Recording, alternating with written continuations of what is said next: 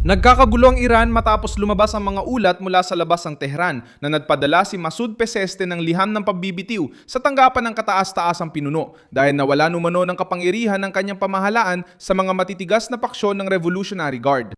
Lumala ang krisis habang ipinagpaliban ni Donald Trump ang pagpirma ng kasunduan ng Estados Unidos at Iran at humili ng mas mahigpit na pagbabago ngayong Lunes, Hunyo 1, 2026. Sa Washington, tumanggi si Trump magbigay ng pinansyal na kaluwagan sa Tehran nang walang malinaw na garantiya sa programang nuklear at pagdaan sa Strait of Hormuz.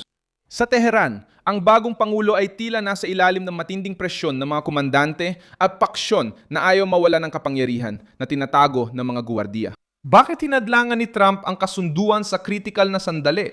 Paano ipapaliwanag ng Iranian regime sa pangulo na pakiramdam ay isinantabi? Ikukwento ko lahat yan. Kung gusto mo ng diretsong nilalaman, mag-subscribe ka na dahil araw-araw may ganitong video dito. Ipinagpaliban ni Trump ang kasunduan matapos ang pagpupulong kasama ang National Security Team noong Biyernes. Naayos na ng mga kinatawan ng dalawang panigang draft pero ibinalik ito para muling suriin dahil gusto ng White House ng mas matibay na pahayag tungkol sa nuclear na pangako ng Iran. Simple lang ang hinihingi, hindi pwedeng gamitin ng Tehran ang palugit para kumita, mapagaan ang parusa o ipagpatuloy ang nuclear na proyekto. Tinamaan ng pagbabago ang pinakapuso ng plano ng Iran. Pinalakas ng revolusyonaryong gwardiya ang kapangyarihan sa pagkontrol sa seguridad, hangganan, kaalyadong milisya, daungan, ruta at mahahalagang sektor ng ekonomiya. Kapag tinatangkang galawin ng diplomasya ang kapangyarihan, sinusubukan itong pigilan ng mga komandante. Sa ganitong kalagayan, lumitaw ang ulat na si Pezeshkian ay di umano'y nagpadala ng liham ng pagbibitiw. Ayon sa internasyonal na media, di umano'y nagreklamo siya na ang mahahalagang desisyon ay ginagawa ng walang partisipasyon ng pamahalaang sibil na nagbubunsod ng mas maigpit na paksyon sa revolusyonaryong gwardiya. Formal na nanungkulan si Masoud Pezeshkian bilang Pangulo ng Iran noong Hulyo 28, 2024 matapos niyang manalo sa maadang halalan na isinagawa pagkatapos ng pagkamatay ni Ibrahim Raisi. Doktor siyang espesyalista sa puso, dating ministro ng kalusugan at moderadong politiko sa sistema ng Iran. Bilang Pangulo, sinusubukan niyang itaguyod ang mas bukas na dialogo sa ibang bansa, kaunting pagbubukas sa lipunan at pagbangon ng ekonomiya, ngunit limitado ang kanyang kapangyarihan dahil ang pinakamabibigat na desisyon sa Iran ay dumadaan sa kataas-taasang lider. Itinanggi ng opisyal ng Iran ang pagbibitiw, ngunit nanatili ang pinsalang politikal. Hindi lang sa Tehran nagsimula ang krisis, lumala ito ng targetin ni Trump ang pinakasensitibong bahagi, pera kapalit ng pangako. Ayaw ng White House maulit ang pagkakamaling pagpapalaya ng bilyon-bilyong dolyar na ginamit ng rehimen para ayusin muli ang kanilang makinaryang militar. Sa mga nakaraang araw, pinabagsak ng mga puwersang Amerikano ang mga drone ng Iran na nagbanta sa isang komersyal na barko malapit sa riyon. Ang ganitong uri ng pang-udyok ay nagpatibay sa pananaw ng Washington. Nakikipagnegosasyon ng Iran pero sinusubok ang hangganan sa dagat. Alam ng revolusyonaryong gubardiya na ang pagbubukas ng Hormuz ng walang banta ay nag-aalis ng sandata ng militar sa pamimilit. Ang kontrol sa pinayamang uranium ay nag-aalis ng isa pang baraha sa kanila.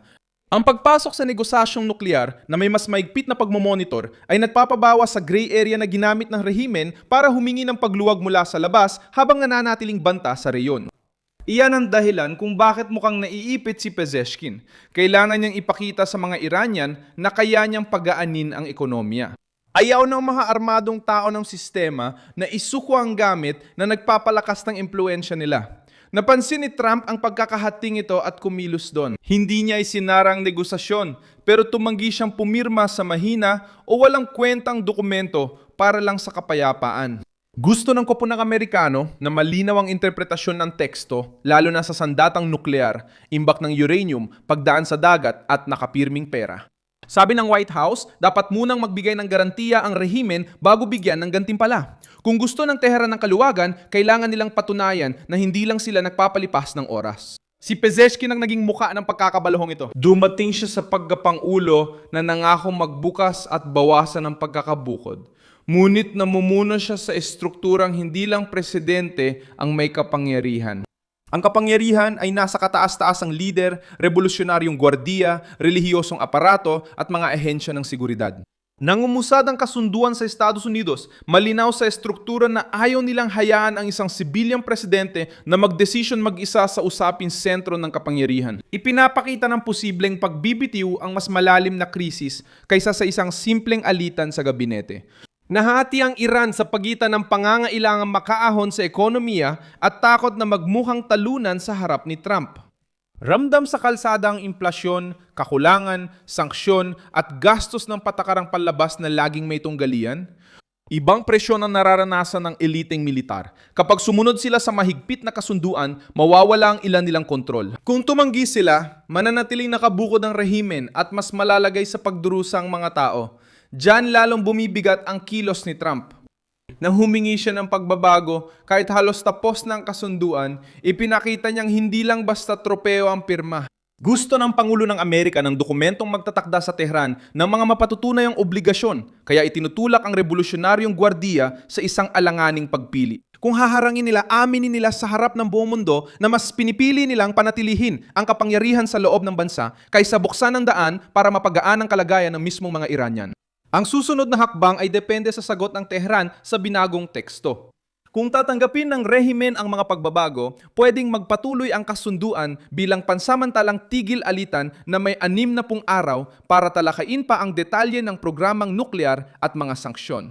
Kung magigpit ang gwardiya, aasahang lalala ang krisis pampulitika sa Iran dahil mahina na ang tingin sa Pangulo at parang nasa mga kumander at ideolohika na paksyon ng desisyon. Pinadmamasdan din ng Washington kung sino ang kumakatawan sa Iran. Ibang negosasyon sa mga diplomat na nangangako magiging bukas. Iba talaga kapag alam mo ang desisyon ay hawak ng mga sektor na itinuturing na kahihiyan ng pagbigay ng konsesyon. Ang pagdududa ang dahilan ng pag-iingat ni Trump.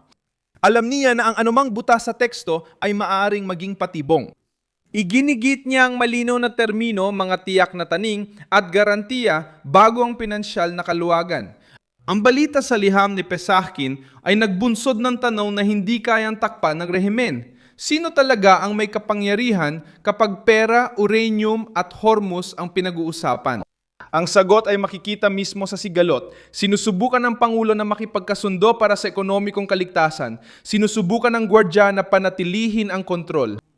Hawak ni Trump ang panulat at iginigit sa rehimen na pumili. Seryosong kasunduan o lantad na pagkakabahabahagi. Malaki ang epekto nito. Ang agarang resulta ay ang pagsuspinde ng kasunduan, isang pinahina na pagkapangulo ng Iran at ang revolusyonaryong gwardiya ay inilalagay sa sentro ng presyon.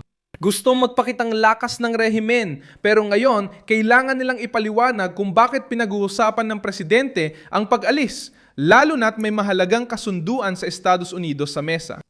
Ang susunod na sagot ng Tehran ay hindi lang magpapasya sa isang pansamantalang tigil at magpapakita kung kaya pa ng Iran na makipagnegosasyon bilang sibilyang pamahalaan. Kung matitigas na paksyon ang kumontrol. Ako si Milson Alves Global, internasyonalista at layunin kong panatilihin kang lagi may tamang impormasyon araw-araw. Nasa description ng video ang mga link ng mga balita. I-like, mag-subscribe at tina ng komento para mas maging aktibo sa komunidad ni Milson Alves.